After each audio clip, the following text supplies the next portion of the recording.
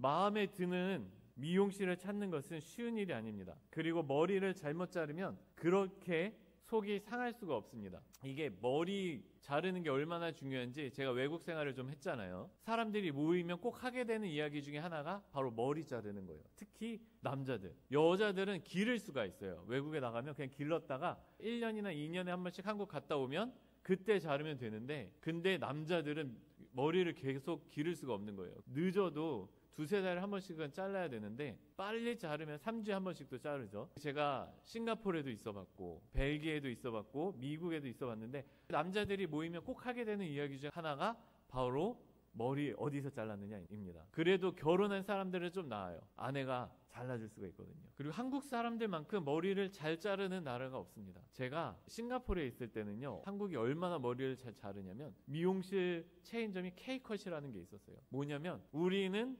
한국 스타일대로 머리를 자르겠다는 거예요. 가격이 싼 것도 아니었어요. 다른 데보다 좀 더 비싼데 굉장히 공장식으로 머리를 잘라주는 것으로 기억을 합니다. 어쨌든 한국 사람들이 너무 머리를 잘 잘라주다 보니까 외국에 나가면 미용실 찾는 게 그렇게 큰 일입니다. 저도 머리를 잘못 잘라서 한국 올 때마다 미용사들이 저를 보면요, 그런 얘기를 했어요. 도대체 어디서 자르셨냐고. 이렇게까지 이상하게 자른 데는 본 적이 없다는 거예요. 제가 외국 가서 한국 올 때마다 들었던 얘기가 그런 이야기입니다. 그런데 머리를 잘못 자르면요, 그렇게 속이 상할 수가 없습니다. 인터넷을 찾아보면 도전 슈퍼모델 코리아라는 방송에서 한 모델이 유명 헤어 디자이너에게 머리를 맡겼다가 대성통곡했다는 이야기를 볼 수가 있습니다. 이 사람이 그 사람이에요. 왼쪽에 있었던 여자에게 머리가 너무 이상하다고 잘라준 게 오른쪽의 머리입니다. 또 인터넷에 보면 길거리 헤어 대참사라는 내용의 게시글이 있습니다. 유명 디자이너가 지나가던 여학생에게 머리를 해주겠다고 했는데 사람들이 전후 사진을 보고 분통을 터뜨리는 댓글을 남겼습니다. 지금 여기 왼쪽에 있는 여자를 오른쪽으로 만들어 놓은 거예요. 디자이너라는 사람이 잘난 척하면서 잘라준다고 해놓고 훈녀를 흔녀로 만들어 놓았다. 훈훈한 예쁜 여자를 흔한 여자로 만들어 놓았다고 어이없어 했다는 것입니다. 그리고 이 사건에 대한 후기를 친구가 남긴 뒤에 사람들 사이에 더 커다란 분노가 일어났습니다. 머리를 보지도 않고 잘라서 뒷머리가, 지금 앞에만 보이니까 뒷머리가 안 보이잖아요. 뒷머리가 쥐가 파먹은 것처럼 완전히 엉망으로 만들었다는 것입니다. 자기 일도 아닌데 왜 이렇게 사람들이 이 모습을 보면서 분노할까? 미용실에서 머리를 망치는 것은 사람들이 쉽게 경험하고 또 걱정하는 일이기 때문입니다. 한 번은 이런 일이 있었습니다. 제가 목사 안수를 받기 전에 강도사일 때 머리를 한다고 미용실에 간 적이 있습니다. 그때도 여름이어서 이렇게 더우니까 시원하게 잘라달라고 이야기를 한 뒤에 안경을 벗었습니다. 그런데 머리를 다 자르고 안경을 다시 썼더니 눈앞에 보이는 것은 강도사의 머리가 아니었습니다. 락커의 머리가 거기에 있었습니다. 물어보지도 않고 시원하라고 옆을 완전히 밀어버린 거예요. 그때가 토요일이었는데 이거는 아니었어요. 내가 이 머리를 하고 교회 가면 큰일 나겠다. 이건 난리가 나도 이거는 진짜 안 되겠다. 이런 생각이 들었습니다. 안 그래도 그 교회 아이들은요, 제가 머리를 한번 이상하게 하고 오면요, 선생님들이 저희가 하소연을 하는 거예요. 강도사님, 머리 이런 식으로 하지 마시라고. 공과 공부가 진행이 안 된다는 거예요.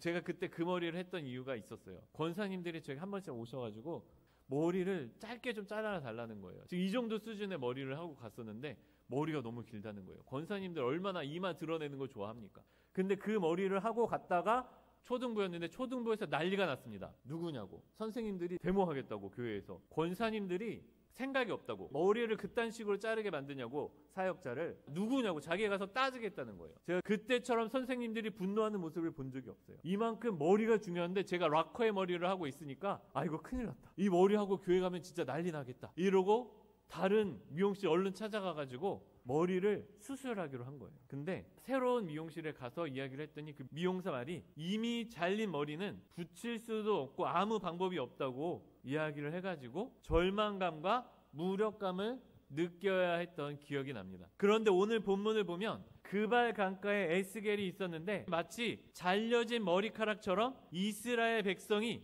하나님의 땅에서 잘려나와 있었다는 것입니다. 머리를 다시 붙일 수 없었던 것처럼 이스라엘 백성이 다시 돌아갈 수 없었습니다. 에스겔이 이렇게 아무것도 할 수 없다는 절망과 무력감에 빠져 있는데 바로 그때 하나님이 나타나셔서 내 생물의 형상을 보여주신 것입니다. 얼마 전에 한 목사님이 요한계시록에 나오는 내 생물의 형상에 대해 물어보신 적이 있습니다. 이런 상징들 때문에 요한계시록이 이해하기 어렵다는 것입니다. 그런데 이 내 생물에 대한 이야기는 오늘 우리가 읽은 에스겔에도 나오지만 사실 이것을 이해하려면 민수기와 창세기로 돌아가야 합니다. 그래서 민수기의 말씀을 읽어보겠습니다. 여호와께서 모세와 아론에게 말씀하여 이르시되 이스라엘 자손은 각각 자기의 진영의 군기와 자기의 조상의 가문의 기후 곁에 진을 치되 회막을 향하여 사방으로 치라. 동방에 돋는 쪽에 진칠 자는 그 진영별로 유다의 진영의 군기에 속한 자라. 유다 자손의 지휘관은 암미나답의 아들 나손이요 그의 군대로 계수된 자가 74,600명이며 그 곁에 진칠 자는 이사갈 지파라. 이사갈 자손의 지휘관은 수알의 아들 느다넬이요 그의 군대로 계수된 자가 54,400명이라. 그리고 스불론 지파라. 스불론 자손의 지휘관은 헬론의 아들 엘리압이요 그의 군대로 계수된 자가 57,400명이니 유다 진영에 속한 군대로 계수된 군인의 총계는 186,400명이라. 그들은 제일대로 행진할지니라. 애굽에서 탈출한 이스라엘 백성이 40년간 광야에 머무르다 가나안 땅으로 들어가기 위해 진을 만들고 있었어요. 이것을 좀 더 자세히 설명하면 이스라엘에는 12지파가 있었고 각 지파에는 깃발이 있었습니다. 그런데 그림에서 보다시피 12지파는 성막을 중심으로 3지파씩 동서남북에 진을 쳤습니다. 그래서 4지파, 유다 지파, 에브라임 지파, 단 지파, 르우벤 지파가 각 방위별로 리더를 맡았습니다. 리더 지파를 맡은 거죠. 그래서 이 4지파가 가지고 있었던 깃발이 각 방위별 상징이 되었습니다. 그리고 각 방위별 상징은 다음과 같았습니다. 동쪽에 유다 지파는 사자, 서쪽에 에브라임 지파는 황소, 남쪽에 르우벤 지파는 사람, 그리고 마지막으로 북지파 단은 독수리였어요. 그런데 이 상징이 어디에서 나왔느냐 하면 창세기 49장에 야곱이 자식들에게 축복하는데 거기 나오는 동물들이 바로 이 상징들입니다. 그런데 이 상징에서 하나 다른 게 있는데 바로 단지파입니다. 창세기 49장 16절 17절 함께 읽겠습니다. 단은 이스라엘의 한 지파같이 그의 백성을 심판하리로다. 단은 길섭의 뱀이요 새끼를 독사로다. 말굽을 물어서 그 탄 자를 뒤로 떨어지게 하리로다. 이게 제가 각 지파의 상징을 설명을 하다 보면 단지파는 틀린데요 이런 이야기가 성경을 잘 아는 사람들 중에서는 나올 수가 있기 때문에 보여드린 겁니다. 단 지파의 상징이 독수리로 대체된 거예요. 단 지파만. 왜냐하면 세 지파가 군대를 이루어서 진영을 이루어서 행진을 해야 되는데 뱀이 상징으로 있으면 안 좋은 거예요. 왜냐하면 뱀은 부정적인 이미지를 가지고 있었어요. 성경에. 언제부터냐? 타락 때부터죠. 그러니까 이 뱀을 상징으로 할 수가 없으니까 뱀의 민첩함을 하늘을 나는 독수리의 민첩함으로 대체한 거예요. 그것이 바로 단지파의 상징입니다. 특히 독수리는 성경에서 하나님의 보호와 심판을 상징하며 이 뱀의 부정적인 이미지를 피하면서 단의 특성을 더 긍정적으로 표현할 수 있었기 때문에 독수리를 선택한 것입니다. 그렇게 이 4지파가 이 4개의 방위가 이 4개의 깃발을 놓고 행진한 것이 바로 오늘 우리가 읽었던 에스겔에 나오는 내 생물의 형상의 근원이에요. 그러면 이제 에스겔에 나오는 내 생물의 형상이 무엇인지 이제 우리는 알 수 있습니다. 에스겔서 1장 10절 한번 읽어볼까요? 그 얼굴들의 모양은 넷의 아픈 사람의 얼굴이요 넷의 오른쪽은 사자의 얼굴이요 넷의 왼쪽은 소의 얼굴이요 넷의 뒤는 독수리의 얼굴이니. 에스겔의 내 생물의 형상은 이스라엘 공동체 하나님의 백성을 상징하는 것이었던 거예요. 그리고 하나님으로부터 끊어져 절망에 빠진 이스라엘 백성 한가운데에서 하나님께서 에스겔에게 보여주신 환상이 바로 이 환상이었다는 것입니다. 그래서 오늘 이 시간은 이 내용을 우리 시대와 상황에 적용해서 살펴보도록 하겠습니다. 첫째로, 교회에 실망하고 있을 때 하나님은 찾아오십니다. 하나님께서 이 형상을 보여주실 때 에스겔은 절망하고 있었습니다. 하나님의 백성 이스라엘이 망해버렸다고, 하나님이 주신 땅에서 쫓겨나 이제 돌아갈 수도 없다고 절망하고 있었습니다. 그런데 오늘날 많은 그리스도인이 교회를 보고 똑같이 절망하고 있습니다. 사실 절망이라고 표현했지만 체념이나 포기라고 표현해도 무방합니다. 변하지 않는 교회를 보면서, 변하지 않는 자기 자신을 보면서 많은 그리스도인들이 절망과 체념 가운데 빠져 있습니다. 또 어떤 사람들은 사랑하는 가족을 전도하지 못함에 체념에 빠지기도 합니다. 자주 언급한 이야기지만 오늘 한 번 더 예수천당 불신지옥에 대해서 잠깐 이야기를 하겠습니다. 100년 전에 교회는 예수천당 불신지옥이라고 외치며 전도했습니다. 당시에는 이게 분명히 전도가 되었습니다. 그것도 매우 효과적이었습니다. 이 소리를 듣고 한꺼번에 수십 명도 찾아왔습니다. 그러나 오늘날 한국 교회는 예수천당 불신지옥이라고 전도한다며 엄청 욕을 먹고 있습니다. 우리는 그 이유를 알아야 합니다. 100년 전 우리나라 사람들은 매우 가난하고 힘들게 살았습니다. 우리가 사는 이 현실이 바로 지옥이었다는 것입니다. 그래서 이 사람들 앞에 예수천당 불신지옥이라고 외쳤을 때 이 사람들은 자기가 사는 현실이 지옥이니까 이 소리를 들을 때마다 천국을 볼 수 있었던 거예요. 여기서 중요한 것이 한국 교회가 이때는 정말로 천국을 보여주고 있었기 때문에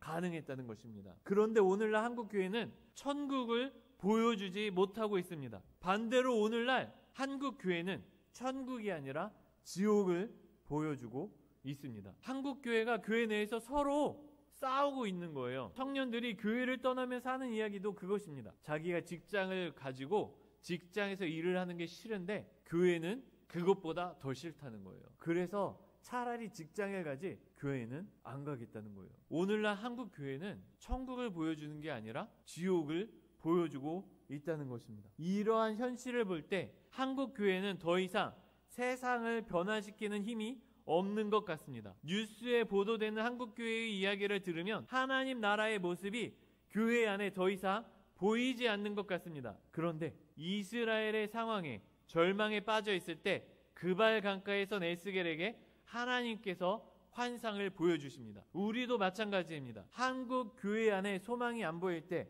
그래도 하나님을 사랑하고 교회를 사랑하는 사람에게 하나님께서 찾아와 소망을 보여주신다는 것입니다. 둘째로 하나님이 새로운 공동체를 보여주십니다. 절망하고 있는 이 에스겔에게 하나님께서 보여주신 것이 바로 새로운 이스라엘 공동체였습니다. 이 이스라엘 공동체가 뭐냐면 교회였어요. 우리는 내 생물의 형상을 통해 이 공동체, 곧 교회의 특징 몇 가지를 알 수 있습니다. 교회의 첫 번째 특징은 성령의 공동체입니다. 에스겔 1장 20절 함께 읽겠습니다. 영이 어떤 쪽으로 가면 생물들도 영이 가려하는 곳으로 가고 바퀴들도 그 곁에서 들리니 이는 생물의 영이 그 바퀴들 가운데에 있음이니라. 성령이 움직이면 이 생물들도 따라간다는 것입니다. 곧 주님이 말씀하시면 가고 주님이 멈추라 하시면 멈추는 공동체가 바로 교회라는 것입니다. 교회의 두 번째 특징은 찬양과 경배의 공동체입니다. 이것은 요한계시록을 통해 알 수 있습니다. 요한계시록 4장 6절에서 8절 함께 읽겠습니다. 보좌 앞에 수정과 같은 유리 바다가 있고 보좌 가운데와 보좌 주위에 네 생물이 있는데 앞뒤에 눈들이 가득하더라. 그 첫째 생물은 사자 같고 그 둘째 생물은 송아지 같고 그 셋째 생물은 얼굴이 사람 같고 그 넷째 생물은 날아가는 독수리 같은데 네 생물은 각각 6날개를 가졌고 그 안과 주위에는 눈들이 가득하더라. 그들이 밤낮 쉬지 않고 이르기를 거룩하다 거룩하다 거룩하다 주 하나님 곧 전능하신 이여 전에도 계셨고 이제도 계시고 장차 오실 이시라 하고. 보좌 주위에 네 생물이 있다는 것은 하나님을 중심으로 모인 공동체라는 것입니다. 그 안과 주위에 눈들이 가득하다고 말하는데 이게 바로 이 공동체 안에 있는 성도들입니다. 그런데 요한계시록은 말하기를 이 공동체가 밤낮으로 하나님을 찬양하고 경배한다는 것입니다. 그러니까 요한계시록에 알려주는 교회의 특징이 뭐냐면 이 교회는 하나님을 경배하고 찬양하는 공동체라는 것입니다. 그런데 내 생물의 형상이 알려주는 중요한 메시지가 있습니다. 그것은 에스겔이 꿈꾸고 있는 공동체가, 사도 요한이 묘사했던 공동체가 바로 지금 우리가 머물고 있는 이 교회라는 것입니다. 구약과 신약의 성도들은 한 번도 나 혼자 믿는 신앙을 말한 적이 없습니다. 오히려 언제나 공동체의 비전을 꿈꾸게 만든다는 것입니다. 마찬가지로 하나님께서는 우리에게도 새로운 공동체의 비전을 꿈꾸게 하십니다. 에스겔이 그발 강가에 앉아 이스라엘을 생각하며 절망하고 있었던 것처럼 오늘날 많은 성도들이 한국 교회를 보면서 한국 교회에 전혀 희망이 없는 건가, 소망이 없는 건가 생각하고 있는 시대를 맞이하고 있습니다. 그런데 하나님께서 에스겔에게 새로운 공동체의 환상을 보여주셨던 것처럼 하나님께서는 지금 우리에게도 교회를 통해서 동일한 공동체의 환상, 곧 비전을 보여주신다는 것입니다. 그런데 그 사실을 살피기 전에 먼저 그리스의 극작가 소포클레스의 글을 보겠습니다. 제가 읽어보겠습니다. 이 세상에 태어나지 않은 것은 더할 나위 없이 좋은 일이지만 일단 태어났으면 빨리 왔던 것으로 되돌아가는 것이 그 다음으로 좋은 일이다. 청춘의 경박한 어리석음이 지나간들 어느 누가 근심에서 벗어날 수 있으며 인생의 무거운 짐에서 벗어날 수 있는가? 질투, 당쟁, 불화, 그리고 전쟁. 그 어느 누가 전쟁의 유혈과 전쟁의 비통함에서 자유로울 수 있는가? 그리고 마지막에는 누구나 싫어하는 힘없고 친구도 없고 아무도 상대를 안 하는 늙음이 온갖 불행을 데리고 닥쳐온다. 소포클레스의 말처럼 이 세상을 보면 정말로 나이 먹는 건 지옥인 것 같은 세상입니다. 소포클레스는 노인이 되는 것 자체가 불행이라고 말합니다. 세상 사람들을 보면 요즘 노인들의 삶은 그 자체로 지옥입니다. 아무도 봐주지 않고 존경도 못 받고 일도 시켜주지 않습니다. 그렇다면 현재는 어떤가? 몇 년 전 미국 뉴욕에 있는 맥도날드에서 있었던 일이죠. 자기네 가게 안에 노인들만 많이 온다고 한인 노인들을 출입 금지시킨 것입니다. 한인 노인들이 갈 곳이 없어서 돈을 내고 맥도날드에 갔는데 거기서도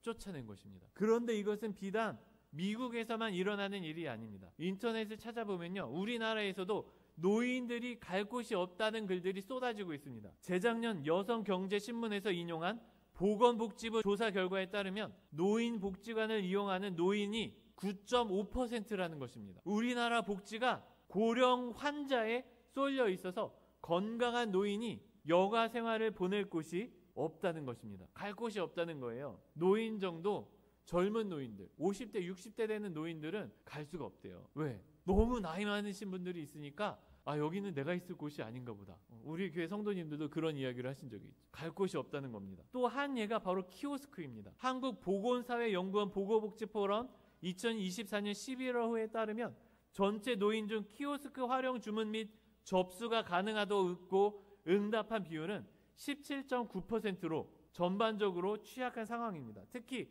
75세 이상 연령군에서는 만 10% 미만, 85세 이상은 3% 미만이 가능한 수준으로 고연령 집단은 키오스크를 사용할 수 없다는 거예요. 갈수록 노인들이 갈 수 있는 장소가 점점 사라지고 있다는 것입니다. 심지어 3일 전에는 이런 기사가 떴습니다. 해수욕장에서 길 묻던 60대 노인을 20대 청년이 무차별로 폭행해서 전치 3주의 상해를 입혔다는 것입니다. 그런데 이러한 노인 폭력은 단순한 하나의 사건이 아니라 노인에 대한 우리나라의 인식이 얼마나 병들었는가를 보여주는 단적인 예에 불과합니다. 인터넷만 봐도 할아버지가 무례하다, 목소리가 크다며 이해하려고 하지 않고 욕하는 글을 쉽게 볼 수가 있습니다. 오늘 제가 소포클레스의 글로 시작해서 노인에 대한 이야기를 했지만 사실 이러한 혐오가 단지 노인에 국한된 것이 아닙니다. 노인만 갈 곳이 없는 게 아니라 아이들도 갈 곳이 없습니다. 그리고 예전에는 독거노인의 고독사만 이야기했는데 요즘에는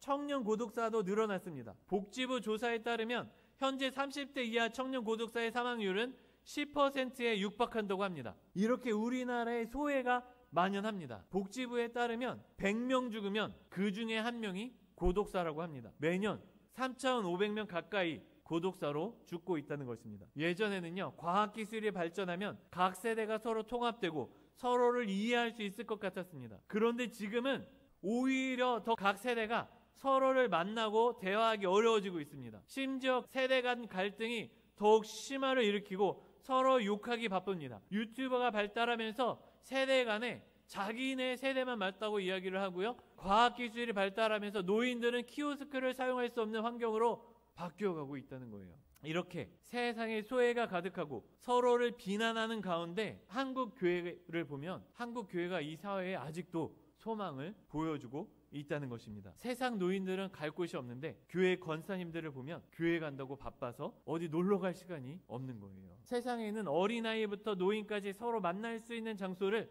보기 힘든데 교회에 오면 어린아이부터 노인이 서로 악수하고 손을 흔들며 인사를 한다는 것입니다. 이것이 한국 교회에 대해 희망을 잃어가고 있을 때 아직 희망을 잃을 때가 아니라고 하나님께서 보여주시는 모습들이라는 것입니다. 그럼 이러한 모습을 어떻게 갖춰 나갈 수 있는가? 셋째로 이 공동체는 성령을 따라갈 때 이루어집니다. 아멘. 민수기를 보면 내 생물의 형상을 가지고 진을 만들 때는 출애굽하여 약속의 땅으로 들어가던 때입니다. 그래서 민수기 10장을 보면 이렇게 말합니다. 그들이 여호와의 산에서 떠나 3일 길을 갈 때에 여호와의 언약궤가 그 3일 길에 앞서가며 그들의 쉴 곳을 찾았고 그들이 진영을 떠날 때의 낮에는 여호와의 구름이 그 위에 덮였었더라. 궤가 떠날 때에는 모세가 말하되 여호와여 일어나사 주의 대적들을 흩으시고 주를 미워하는 자가 주 앞에서 도망하게 하소서 하였고 궤가 쉴 때에는 말하되 여호와여 이스라엘 종족들에게로 돌아오소서 하였더라. 여기서 이스라엘이 한 일은 아무것도 없습니다. 하나님의 말씀대로 성막을 중심으로 진을 쳐서 하나님의 궤, 곧 하나님이 움직이시면 따라 움직이고 하나님이 멈추시면 따라 멈췄습니다. 그런데 여기서 놀라운 일이 발생합니다. 또 그들이 눕기 전에 라합이 지붕에 올라가서 그들에게 이르러 말하되 여호와께서 이 땅을 너희에게 주신 줄을 내가 아노라. 우리가 너희를 심히 두려워하고 이 땅 주민들이 다 너희 앞에서 간담이 녹나니 이는 너희가 애굽에서 나올 때에 여호와께서 너희 앞에서 홍해 물을 마르게 하신 일과 너희가 요단 저쪽에 있는 아모리 사람의 두 왕 시온과 옥에게 행한 일 곧 그들을 전멸시킨 일을 우리가 들었음이니라. 우리가 듣자 곧 마음이 녹았고 너희로 말미암아 사람이 정신을 잃었나니 너희의 하나님 여호와는 위로는 하늘에서도 아래로는 땅에서도 하나님이시니라. 이스라엘 백성이 한 일은 하나도 없는데 신명기 민수기를 보면 이스라엘은 그 나라 백성이 두려워서 반역까지 저질렀다가 하나님의 심판을 받고 출애굽 세대는 거의 다 죽어서 이제는 2명만 남게 되었어요. 그리고 새로운 세대가 자라나 이제 막 떠나려고 준비하고 있는데 들려온 소식이 바로 이것입니다. 가나안 백성이 이스라엘의 하나님 여호와를 보고 두려워하고 있다는 것입니다. 이스라엘 백성들은 무서워서 그 땅에 못 들어가겠다고 40년 전에 도망가려고 했었는데 자기들은 아무것도 하고 있지 않았는데 하나님을 따라 움직이게만 했더니 그 나라 백성들은 이스라엘 백성들을 두려워하고 있다는 거예요. 똑같은 일이 우리에게도 벌어집니다. 우리가 하나님을 중심으로 진을 만들 때, 하나님을 중심으로 교회를 만들 때 우리는 아무것도 안 해도 세상이 우리를 보고 하나님의 영광을 보게 된다는 것입니다. 이것이 어떻게 가능하냐? 에스겔이 말하는 것처럼 우리가 우리 자신의 생각이 아니라 성령을 따라갈 때, 또 계시록이 말하는 것처럼 우리가 하나님을 찬양하고 경배할 때, 그때 비로소 우리의 교회가 교회다운 교회, 하나님의 나라, 천국을 보여주는 교회가 될 수 있다는 것입니다. 아멘. 말씀을 정리하겠습니다. 우리 시대 가장 뛰어난 과학자 중에 한 사람이 있습니다. 물론 그의 생각 중에 우리와 맞지 않는 몇 가지 요소들이 있기는 한데 그럼에도 불구하고 우리는 그를 이 시대의 가장 위대한 과학자 중 한 사람이었다고 말합니다. 바로 스티븐 호킹입니다. 스티븐 호킹의 몸은 만신창이입니다. 그렇지만 그의 머리는 대단합니다. 우리는 그의 쓸모없는 몸을 보면서도 스티븐 호킹은 쓸모없다고 말하지 않습니다. 우리는 그의 대단한 머리를 보며 스티븐 호킹은 대단하다고 말합니다. 오늘날 그리스도의 몸인 한국 교회는 만신창이입니다. 우리가 몸을 보면 우리에게는 소망이 없습니다. 하지만 그리스도가 우리의 머리가 되신다면 아무리 우리가 만신창이어도 그리스도가 대단하기 때문에 우리도 대단해질 수 있다는 것입니다.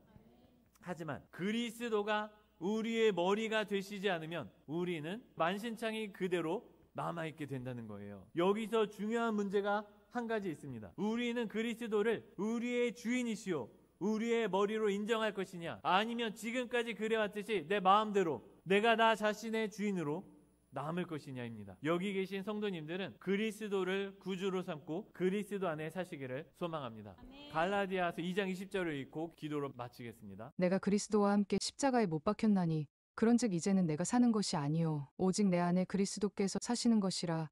이제 내가 육체 가운데 사는 것은 나를 사랑하사 나를 위하여 자기 자신을 버리신 하나님의 아들을 믿는 믿음 안에서 사는 것이라.